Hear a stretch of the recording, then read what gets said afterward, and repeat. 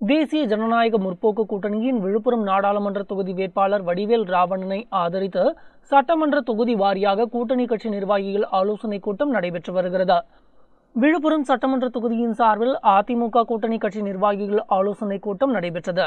கூட்டத்தில் பேசிய அமைச்சர் சி.வி. சண்முகம், ஜெயலலிதா இல்லாமல் சந்திக்கும் தேர்தல் என்பதால் அச்சம் இருந்தது. ஜெயலலிதாவின் அருமை இப்போது எங்களுக்கு தெரிகிறது என்றார்.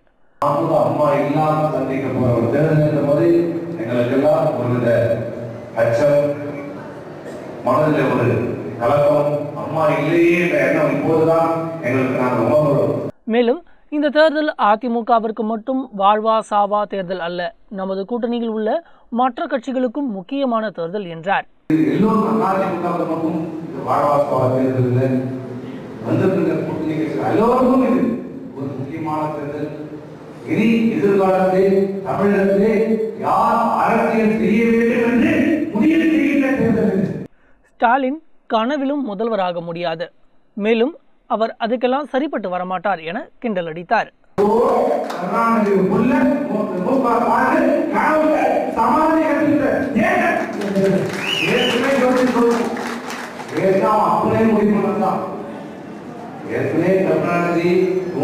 சரிப்பட்டு வர மாட்டான், சரிப்பட்டு வர மாட்டான், அப்படியே போது கட்சி தலைவர் வர மாட்டான்.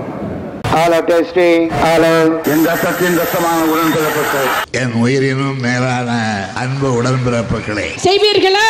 நீங்கள் செய்வீர்களா? அத்தனை கட்சி கூவி கூவி அழைச்சு இன்னைக்கு கூட்டணி சேர்த்திட்டு இருக்காங்க. யுத்தம் செய்ய மாட்டேன்னு போயிட்டேன்னு சொன்ன கோவலேன்னு சொல்லுவாங்க.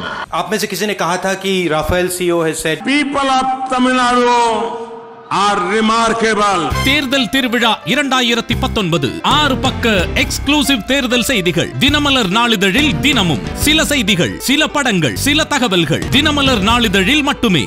தினமலர், உண்மையின் உரைக்கல்.